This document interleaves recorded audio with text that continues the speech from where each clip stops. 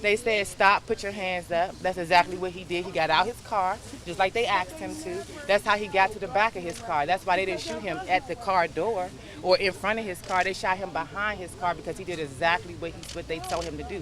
He got out his car, he walked back there so that he can comply, and obviously complying still gets you murdered because that's what happened. That man got murdered for complying with whatever it is these police officers want him to do. No, ma'am, that man had a book. I saw it when it fell off his lap when he got out the car to hold his hands up to show the police that he didn't have nothing. It fell off his lap right there in the middle of the street. So for them to say that he didn't have a book, it's crazy. It's crazy. And then for them to say he had a gun and he didn't have a book, it's got to start calculating for y'all. You feel me? They took the book and replaced it with a gun so they can look like they did, that man did something he didn't do. As soon as we seen him cover him up, we knew what it was. They didn't even tell us first. Or no, they didn't even tell the family first that he was dead, he was gone. They told the press. They gave their statements and their stories, and nobody said anything.